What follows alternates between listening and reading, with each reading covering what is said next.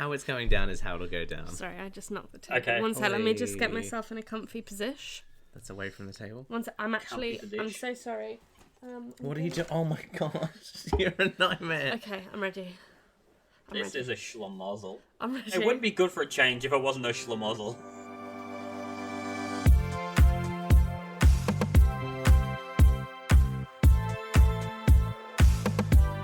Hello, welcome to Good for a Change, the first episode of Season 2 of Good for a Change, and a slightly different Good for a Change, because, I'm Jarrod, and usually with me is Hollie, but she's not technically with me at the moment. I can see her, but she's through a computer screen. Hello, Hollie. Hello, Hollie.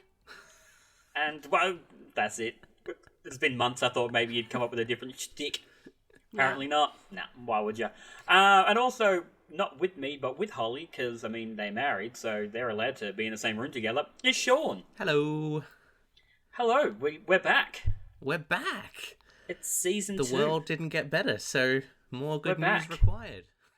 No, and I mean, John Krasinski did what he could to try to steal our idea, but the world did not get better. So we're back. And then he sold it, didn't he? We're not... Sold good news. And he sold it.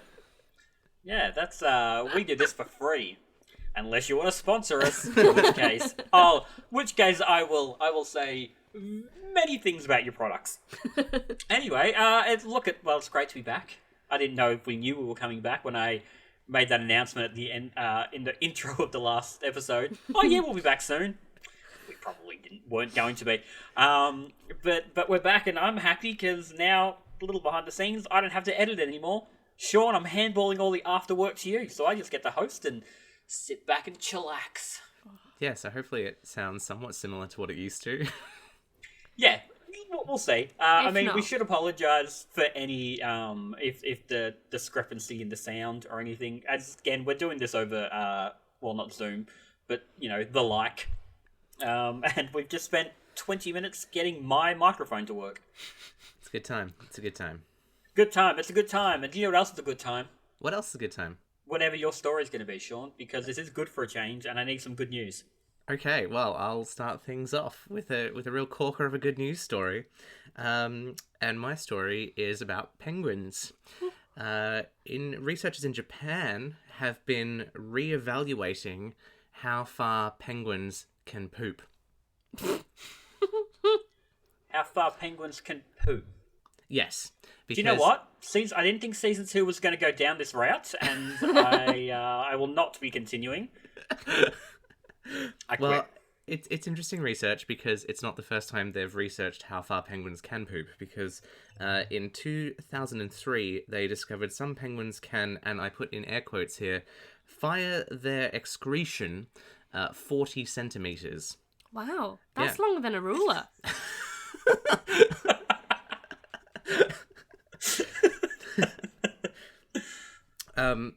So Sorry, that was very funny. That's what they discovered in 2003. They discovered that these certain penguins can poop like a really long distance. But the researchers were trying to work out, okay, that's how far we've seen them poop. But hypothetically, if they could poop to the maximum extremities of their bodily function, how far could they poop under those circumstances? So they did some research into that. And they discovered that if all, I guess, things were in the right place and the correct forces applied, they could probably get a distance of 1.34 meters. Wow, that's longer than a ruler. That's longer than a meter stick. Oh my goodness. Incredible. And in case you don't measure in meters or centimeters, it's about 4.4 feet that they could... That's like an 11-year-old child. Yeah, they can poop the distance of an 11-year-old child. That's actually how they got it. They put an 11-year-old child down and said, let's see if they poop that length. Yeah. The child was covered in it at the end of it, but that's what you do for science. It's a bit of a strange thing to research, I guess. Like, why do you research how far a penguin can poo? And Great question, Sean. I mean, why not? yeah, and I feel like that's sort of actually the reason was why not. And they've like shrouded the discovery in oh, it's because we wanted to protect zookeepers just in case, like, the zookeepers Are get too allergic to close. poo? Something like that. Other fun penguin poo facts? Yep. I mean, if anything, good for a change is a penguin poo fact podcast. I've been saying that since episode 1. We clung to birds very quickly, and this is the result. It's now just penguin poo facts. Penguin poo facts. These certain penguins, if they eat a diet of fish, they're going to have white poo. But if they eat a diet of krill, they're going to have pink poo. Ooh. That's very aesthetic. Yeah. That makes sense. I don't think it's, like, artistic. It's... Basically, the whole reason this came about is these certain penguins sit on top of, like, ice. Like ice shelves or something like that. And they can't go... Because they're protecting their eggs and it's a dangerous environment, they can't go elsewhere to poo. But at the same time, you don't want to poo up the nest. They sort of shuffle to the side of this shelf that they're on and poo, and it leaves these, like, poo trails. And when they first sort of were studying these penguins, they saw these things, and these people were like, what is that? What is these stripes, these white and pink stripes coming down the ice? And they worked out it was poo. And basically the current scientists sort of took measurements of how long these stripes were and then worked out, like, distance and Pythagoras theorem or something, and that's how they got the velocity. Which, if you want to know the velocity to achieve 4.4 feet Do of I penguin ever? pooing, it requires the sphincter of the penguin to operate at half the pressure of a car tire. Wow. I'm so glad we're back. You didn't realize how much you missed this. Oh dear. When we decided we'd come back for a season 2, I don't think I ever just thought, oh, first thing we're going to talk about is penguin poo and the velocity and penguin sphincters. I mean, if we don't call this episode penguin sphincters, they're going to be very upset. You said poo more times in the last 4 minutes than maybe anyone has ever said it in their life. Well, I try my best. Do you know what always fascinates me? I'm sorry, gang, but we're going to talk about bird poo. Is when, like, yeah, there's a window and there's obviously, like, the roof comes out, like, juts out, but there's bird poo on the window. It's like, how did a bird get to that Angle. Yeah. That's how they could poop. Now, obviously, they've been high up. It's come down and, like, the wind's caught it or something. But I remember being, like, 11 or 12, being at school, seeing this and going, have they perched themselves, like, kind of, like, on, like, wedged themselves in like they're Spider-Man, just so they could poop on the window? The good news is, Jarrod, I think there is a university in Japan where you can go and study these things and then make reports like this one. You should have gone when you were 11, because then you could have been the penguin poo 11-year-old. The penguin poo 11-year-old. That's what I aim to be when I grow up. What a waste. What do you want to be when you grow up, Jarrod? I want to be the penguin poo. This is just, oh my gosh. Well, I mean, I'm speechless. If we didn't lose listeners with the trains, someone better fill the gap with, like, another good news story. Okay, look, I'm going to jump in and just... Do you have a good news story? I do have a good news story. Talking about, I was talking about when I was a child. Here's a tenuous link. I have a story about children. A budgeting company called Saving Spot has asked parents in 16 countries with children under 6 to empty their kids' pockets. And this was an effort to see what young children considered important enough to carry on their person. Aww. It should be noted, because people, again, this is not a visual medium, but the minute Jarrod said his story there, the look on both Hollie and my faces, We glazed over. it was glazed over and then, like, scrunched brows, like, what is he talking about here, emptying the pockets? Please continue. This is just an ad for Saving Spot. Saving Spot. Empty your kids' pockets. So I've got Please sponsor us. I've got a couple of them here. So 5-year-old Nadia from the Ukraine had lipstick, play money, real coins, and a doll of Miffy, the rabbit. Yeah. 6-year-old William from the USA had Harry Potter Lego, and a lot of Harry Potter Lego, including a cauldron. And he also had gummy bears. 4-year-old Wyatt from the UK might have been my favourite, though. He had, just in his pockets, a lot of Lego, a toy car, a marble, a cereal bar, a stick, a toy tank, a mini T-Rex figurine, and, my favourite, a figurine of Linus from Peanuts. How's he got that much room in his pockets? Cargo pants. I have no idea. This kid must be wearing cargo pants because he had a lot of stuff in there. There's some good stuff in there, though. That's Yeah. a useful array of items. What's the most useful thing in there, Holly? The T-Rex toy. Incorrect. The answer was Linus. And was there a tank as well? Yes, there was a toy tank, a cereal bar. There was quite a lot of. So you could put the T-Rex on the tank, You could. and then you could have the greatest T-Rex of all time, one with wheels. A tank Rex, if you will. A tank A Rex. tank Rex, exactly. Food was quite common.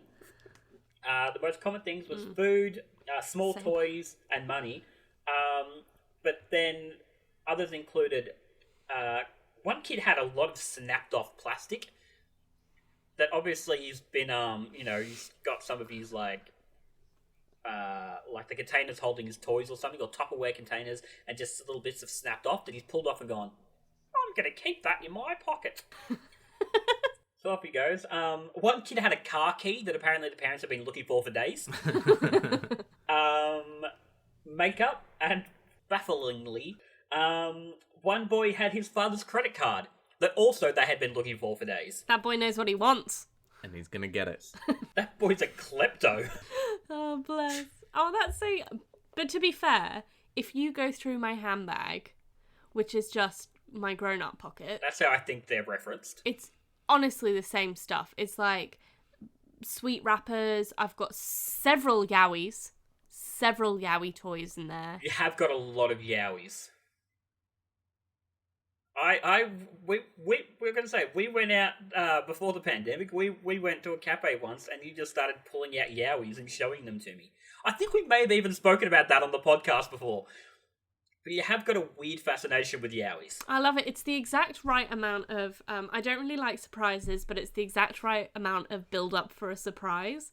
It's like, there's a surprise. Do you know what? here. I think we've spoken about this before because I remember that sentence. Yeah. I like, it's like, it's a surprise. And then you open it, it's like, that was the end of the waiting. Good. This all reminds me of that ad that Cadbury did where the little girl goes into the corner shop to buy her mum a block of chocolate. Yeah. And she like puts the chocolate block up and the guy tells her how much it is and she starts putting out like a little unicorn and a little buttons and rocks and things from her pockets. Yeah. And then he goes, oh, don't forget your change, and he like gives her the unicorn back. And it's like, that's so cute. I don't know any shopkeepers that would legitimately do that, but like, ah. Oh, in the Cadbury universe. So then, Holly, if your handbag is just a grown-up pocket, Yep. what do you think besides a Yowie is the most obscure thing in there? Oh, bear with me. This is like 2008 YouTube. What's in my handbag? But I'm not cool. No, we just want the most obscure thing. This packet of peaches. Yes. How long's that been in there for? Oh, months. But it's okay. It expires in February there's a 2021. drink in here. Oh, that's nice. I've not left the house in a long time. No, and it's not even that big of a handbag. There's this Yowie toy. There's this Yowie toy. What's that one? That was a bird. This one is Yep. a puffin. That's it. 2 bird Yowies. I've got a lot of these. When I have a packet of crisps, my friend Isla told me that if you fold it up like this, Okay, you realise people can't see you. it's like a little triangle fold up thing. It's smaller on the landfill and therefore is taking up less space and therefore is better. I don't know how true that is, but the most obscure thing in here is I've got a teaspoon. Take that upstairs. This pineapple pen. That is okay. That's obscure. That is a pineapple pen. That is okay. I mean, it's probably I'm going to the explain it peaches. for people because the peaches. But again, in our effort to make this show the most visual podcast in the world, I thought I've made a real effort to like not have things I have to show you for this episode. But No, we're back. We're back to just the most visual podcast. That is literally just a pen shaped like a pineapple. Got a little green on the top. It's lovely. It's a pen apple. It's silicon. Oh, it's silicon. Nice. Is it clicky or is it twisty, or is it poppy? No, it's Oh, just it's a poppy. It's a cap. It's a cap. I call them poppies. No. Well, you learn something new every day. Learn something new every day. And now, Holly, I'd like to learn a story from you. A story from me. Speaking of birds, The birds in your yowie. the birds from my yowies, there is a pub in Queensland that has had to ban 2 emus from coming in. Okay. Yeah. So Yep. the pub is called... They're real louts. They are, to be honest. It's called the Yarraka Hotel in Queensland. And basically these 2 emus were born and hatched in the town. And so they were like local celebrities. They were like, oh, look, there's the 2 emus. And we saw an emu recently, all of us. Quite big, quite scary, to be honest. But basically, the emus learned how to climb the stairs into the pub, and they have been causing a ruckus. Do you have details on what kind of a ruckus they've been causing? Do I ever? They've been stealing food and drink. Oh, God. They've also been stealing car keys, And putting them in kids' pockets. much like the child. And also, the term that was used in the article that I read was bathrooming. Oh, no. A lot of bathrooming. Oh, imagine the velocity. But how far are they able to bathroom? Well, not far, because they're not allowed in the pub. Okay, good. So they've basically put up a bit of rope. And I don't know why these emus are like, that's fine. Because when we saw emus, they were in quite a tall, enclosure at the rescue place that we saw them. But at this pub, it's like, that rope will do. And they're not going in. So the patrons of the pub have to, put the rope across. And apparently the emus are, hanging out by the rope because they think they might be able to slip in the time between the rope being opened. A bouncer coming up going, not in those shoes, mate. It's exactly like that. Yeah. That's bizarre. Are they when they're stealing food and drink, are they stealing beer and getting boozed? I think, yeah. I want to see a boozed up emu. I don't. I think that'd be good. Look, you'd want to see it from a distance. Yeah. You wouldn't want to be right next to it. Yeah. I don't want just a piece of rope in between me and the boozed up emu. Yeah, but show me video. And boozed I up don't emu. when you live in Brisbane, because Holly and I used to live in Brisbane, and it's not so much of a problem down here, I feel, but definitely in Queensland, and we saw a little bit of when we were in Adelaide earlier this year. But ibis are with their nickname the bin chicken. They're just not a fun bird to have around, and they're quite large when they steal. That's kind of the largest kind of bird I'd want stealing my food. Yeah. The minute you talk about the size of an emu stealing food, that's not pleasant anymore. That is intense. That is me cowering under the table and hoping they don't find me. So you've got you've got fears of birds, right? Yes, listeners to season 1 of this podcast would remember that. Yeah. I don't like birds. No. So before Holly, you mentioned that we had seen an emu recently. We went to a wildlife sanctuary for your birthday, and there were a couple of birds, and there was this one demon swan. What do you want to call it? And it had It was a goose. It was a goose. and it had its feathers were a little bit bent and broken. It wasn't a broken wing, but some of the feathers were a bit broken. And this thing just started coming for Sean, and making a real effort to just come for him. And it smelled the fear. It smelled the fear, and it wanted more.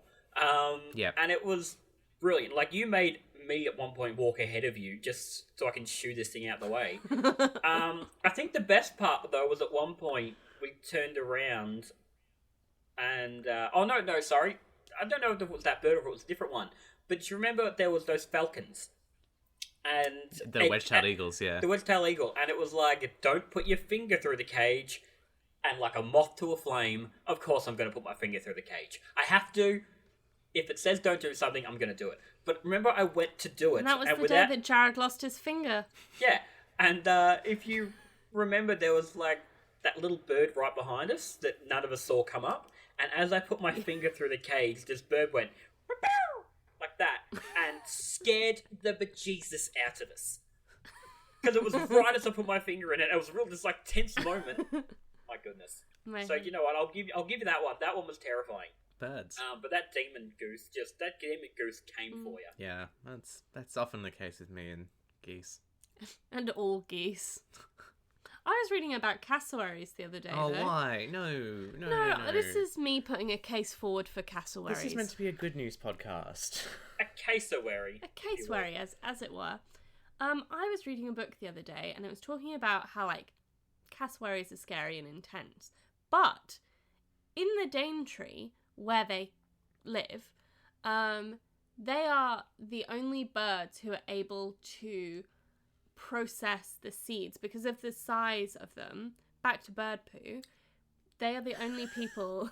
They're the only kind of bird who can like get the seed through and therefore keep the rainforest alive. Well, there we go. I can't believe how much bird poo is featuring in this episode. This is ridiculous. I'm ashamed.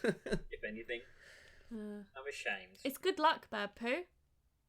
If you get bird poo on your shoulder, it's good luck. Well, that. Oh, do you remember your brother, Hollie? Just before your wedding, Sean and I came down to sort of, walk into the building and get ready for it. And there's your brother with a giant bit of bird poo right on his arm. And we're sitting there going, oh, God. I don't remember seeing that part of things. I just remember Adam had a lovely suit, and then all of a sudden, Adam was only wearing a shirt, and I thought, it's weird. well, that's weird, because it is chilly. Like, I know we're not wearing jackets, we're just wearing waistcoats, but like, it's not a particularly warm day, and Adam's just decided to ditch the jacket and it was a nice jacket that he got specifically for the day, I think, as well. And then I found out later, smacked with a bird poo on the shoulder. Bless him. But it's good luck. It's good luck. It is good luck. Someone had to, and you know what? Better him than either Hollie and I on the day. Yeah, that's true. I wouldn't have thought it was good luck if it was me. No. No. So it's good that someone else took the luck for us. It was fantastic. I got hit once by a seagull in the UK walking between where Hollie used to work and another shopping centre in Southampton. The thing, if you're an Australian listener, you might think, oh, seagulls, they're okay. They're a bit of a pest. But in the UK, and if you're in the UK, you'll know, seagulls are massive. They're really, really big birds in the UK. They're scary how big they are. And as I was walking between these shops, it felt like, when you're a kid and you like karate chop someone with like the side of your hand and you're like, hoo-yah! Yeah. And you like get them on the shoulder blade kind of thing. And you're like, haha, I'm so funny. It was like that. The force of, I don't know what the velocity was, but the force of a child karate chopping my shoulder. And I thought, what the hell was that? And I turn around and there's just, my nice new jumper. Smothered in a bird poop. Yeah, I don't like seagulls for many reasons, but one of them is twice this has happened. Not once, but twice.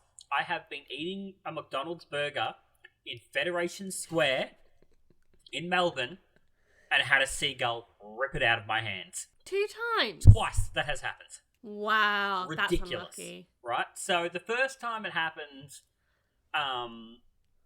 I was up there for something, and I'm sitting, just eating the burger, and there are a couple of birds around, but I'm like, bugger off, birds. Then this bird just comes from behind me, grabs it, runs off, right? And there's this little girl who's about 18 months old who just lost her mind laughing. And so I always used to think about that. And so this then was probably 5-6 years later. I'm in Federation Square, again eating a burger going, oh, do you remember when that happened? Imagine if that happened again. I don't even think I'd finished that thought, and a bird came up and stole my burger again. And I looked, and there's a girl, about 18 months old, who lost her mind laughing again. So I think... Little glitch in the Matrix. So either I've gone back in time, or birds and 18-month-old take me. Yeah.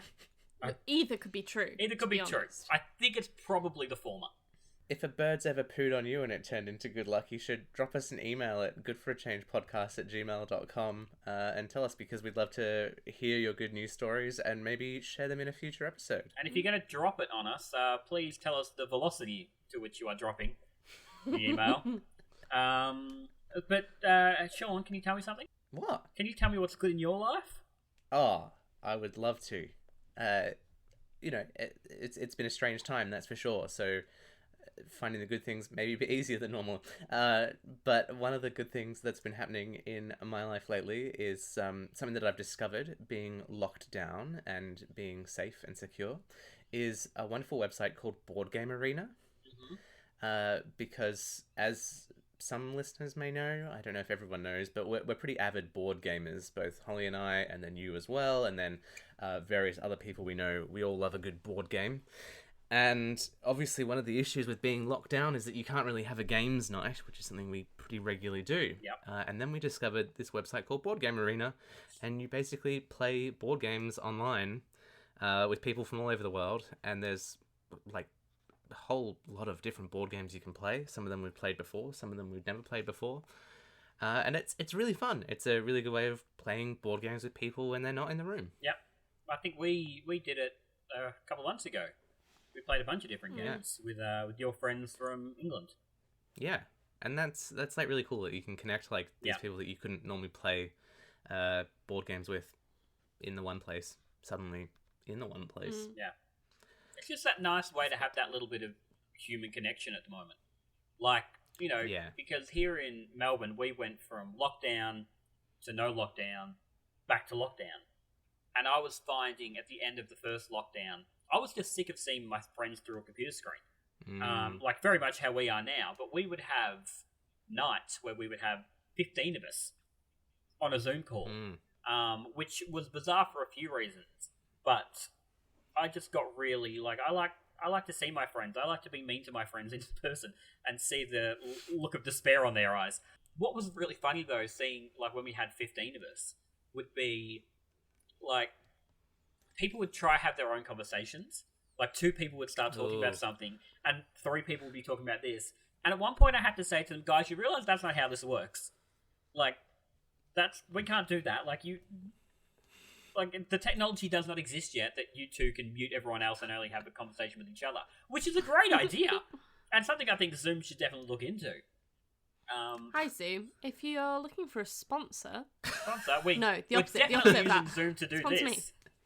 It's a good time. It is a good time, and it is about trying to find those ways that you can do things that you used to enjoy doing with people in different ways. And, not everything is a winner. I've definitely tried some other things via, FaceTime calls and Zoom calls and things that, it does not work as well. No, yeah. And it is tiring. I find video calls very tiring. But it's nice when you find something that you can do with other people, and even if it's not a super regular thing, but just to be able to do some things like that, like play some board games or whatever, is a really nice way of spending some time. Well, even doing something like this, this is just a nice way to spend an hour. We're chatting over, video. I get to see your pretty faces. Yeah, and we get to do something that we enjoy. It's nice that the technology exists, that we don't. It's great when we are in the same room, obviously, and that is the preferred method of recording this podcast. Yeah. But it's nice that we can still do this. This lockdown would have sucked in 2006. Yeah. Yeah. Then it would have really been. I mean, it sucks anyway, but then it would have really been an issue. Yeah. But, yes, thank goodness it's not. And speaking of goodness, see what I did there? You're welcome. I haven't lost my touch. Hollie. Yes? What's good in your life, Hollie? I'll tell you what's good in my life, Jarrod. Yesterday... Please do. That's the point of the segment. Oh, okay, cool. On Animal Crossing... Yep. We caught a shark. Oh my gosh. A shark? Yep. No, I heard you the first It's time. in my aquarium now. Oh my gosh, I'm going to have to come visit it. What a wild time. It was amazing. I've literally been trying to catch a shark since the beginning of June. Because, so here's the background on my Animal Crossing.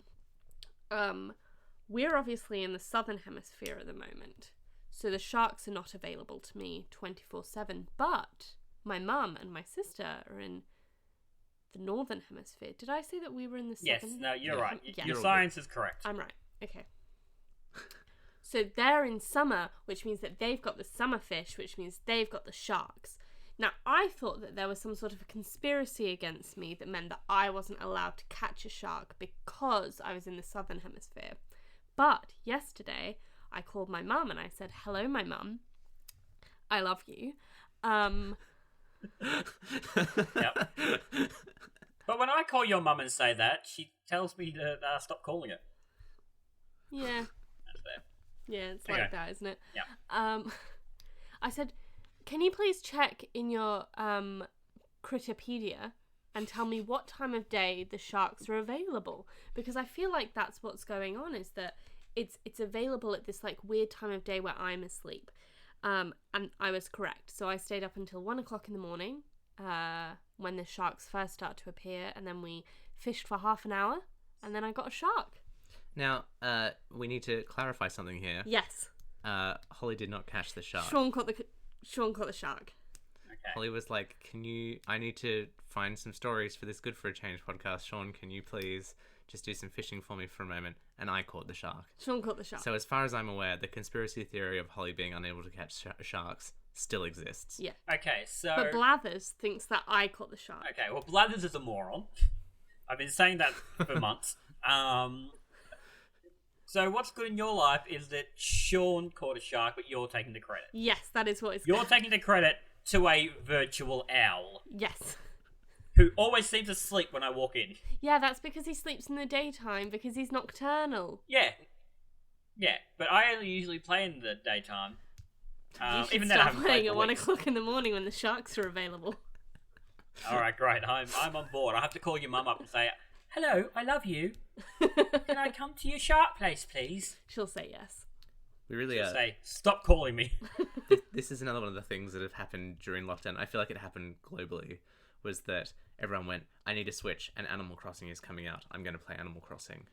Animal Crossing came out right at the right time. Yeah. And it's so strange because we didn't have a Switch before lockdown, and they sold out everywhere. They were sold out, and we sort of went like, "Oh well, it'd be nice to get one, but we don't have one, and it would be nice to spend time on it, obviously, but we don't have one." And then it was Holly's brother's birthday, and he does have a Switch, and we were like gonna get him something like a game for Yeah, I it. was trying to like lure information out of him. I was trying to be like subtle about asking him about his birthday present. And like what he might want for his Switch kind of thing. And somehow Holly's sister misinterpreted that as Holly was getting a Switch for her birthday, and she was like, "I'll buy you Animal Crossing!" And it got very confusing all of a sudden. What that has now led to is that we did end up getting a Switch because we luckily walked into a game shop and they had a second-hand one there, and we managed to get it. And then we got Animal Crossing. And then we got you on Animal Crossing, Jarrod, which was Yep. interesting. But yes, as predicted though, and I said this the day I bought it, I predict I'm going to get really into Animal Crossing for 3 weeks and then never play it again. And sure enough, to the day I went, I can't be bothered today, and I don't think I've played it since. And that was 3 weeks. And do you know what? I felt the same way, and I dropped off, and now suddenly I'm back again. Back because in. now you can swim. Look, I'm sure if I jump back into it, I'll get into it again for a week, but that'll be about it. But then we also got Holly's mum onto it as well. And this is the bad thing, is like now we're just like getting other people addicted to it. And we had to arrange to get Holly's mum a Switch, and we arranged that. And now she also is on the Animal Crossing, and she's only been on it for like a week, right? It's only been about I a think week, it's maybe been a week and a probably half. 2 weeks. Okay, 2 weeks. You can't out my mum's Animal Crossing I'm gonna hours. out. I'm gonna out. Not the full hours, but I'm just gonna put it this way: we have now had Animal Crossing for probably 2 months. Yes, Yeah. Holly's mother has played more Animal Crossing than we have. Oh my gosh. That is too much Animal Crossing. Like, I know how much you two have played. And if your mum's beating you after, 2 weeks? Your mum needs some help. I'm going to get her a number for a helpline. The Animal Crossing helpline. The Animal Crossing helpline.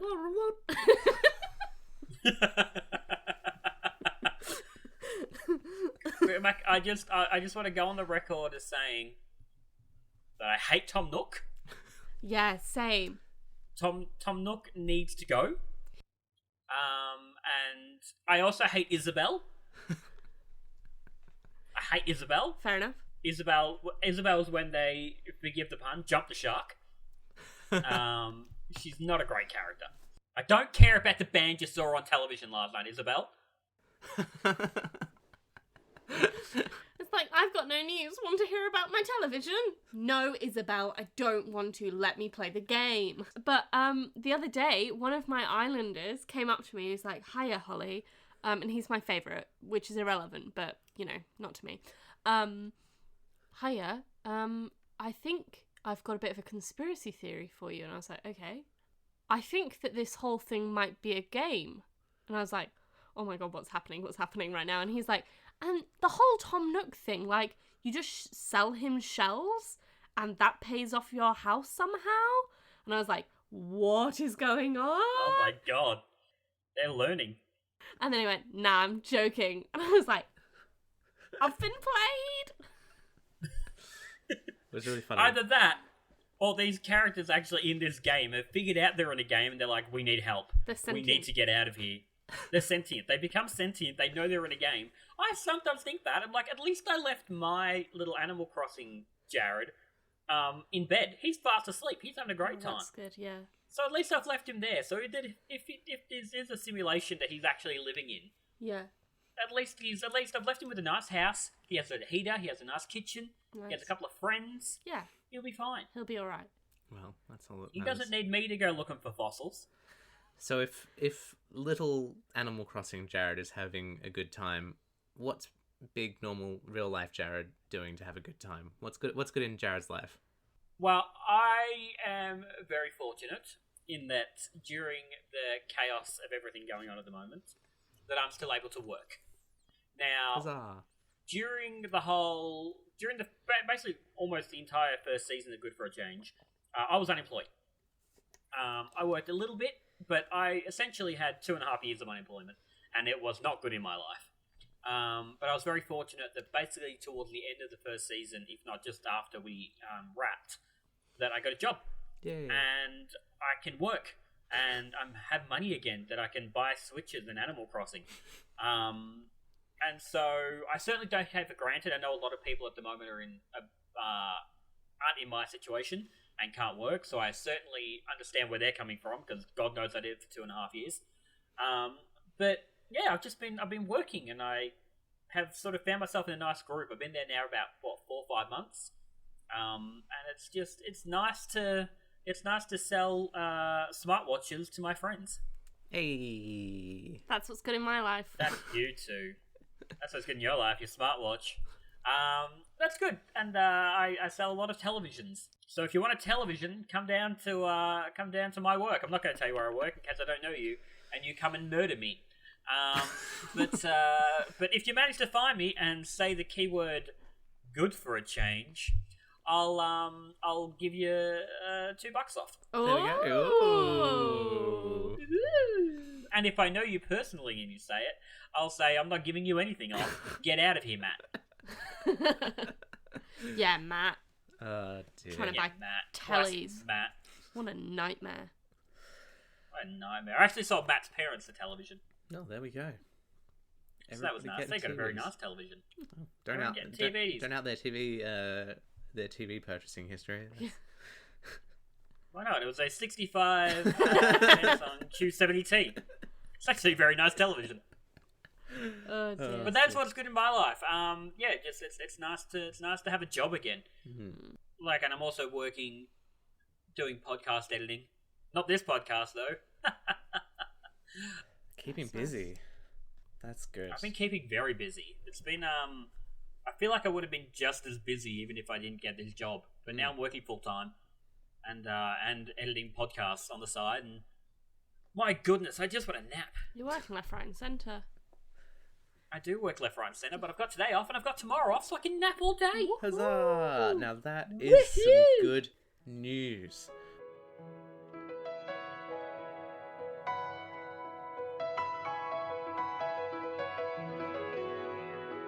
And that was first episode of season 2. Woohoo! Did everyone have a nice time? I did. I feel a bit rusty, but I think it's going to be okay. Look, we're getting back into, we're getting the swing of things. I'm sure by episode 2 it'll be It'll be like olden days. It's, you never forget how to ride a bike, but it doesn't mean you're not going to fall off it again when you get back on. Wow, yep, good analogy, Sean. Great analogy. That was the worst. Do you know how many stars I give that analogy? How many? 0 stars. Oh, 0 stars. Do you know how many stars I'd give this podcast, Jarrod? How many would you give it? 5 and only 5, never less. No. Okay, so this brings me back. At the end of last season, Holly, you seem to relax a little bit on your rules. Nah, I've been inside for 5 months, Jarrod, and I've got a lot of feelings. You're back. You're back on the 5-star train? Yes, I am back on the 5-star train. 5 stars only. Good, Thank you very because much. once again, we will only be accepting 5-star reviews. We don't want your 4. We don't want your 4.5. Your 4.5, you can get out. Yeah. You get outside It is as long as you're wearing a policy, mask. yeah. It is the policy. Exactly Yeah. right. You know what? We're going to write the policy up, but it's only going to say, only give this thing 5 stars if you listen to it. Exactly. It would help Exactly. us if you gave us a review and 5 stars, I guess. Oh, Yeah. hello. Oh, Someone's look at been you, inside Sean. for 5 months Especially too. because we're back now. We've come back to give you more good news. So if you enjoyed the good news, do leave us a review and say these things. If you want to keep up to date with all the good news and make sure you never miss an episode, hit the subscribe button because it's only going to get better from here, hopefully. I've got tons more bird stories where that one came from. Mate, spoiler alert, I've got a bird story for next week. So I did consider putting it in this week, so we could have just had all birds all the time. But that's alright. We could have called it the Big Bird episode. Oh no. Oh, what a waste. Oh, boo. If you would like to see any of the visual elements that somehow keep sneaking their way into this audio podcast format, the best thing to do is jump onto... Will it include the pineapple pen? Yeah, I'm going to just take a picture of the inside of my bag. The pineapple? your bag. Inside of my bag. Okay, great. If you want to see the inside of Hollie's bag and any of the other visual elements of this podcast, which somehow keep sneaking into this audio format, jump onto our Instagram, which is at Good for a Change Podcast.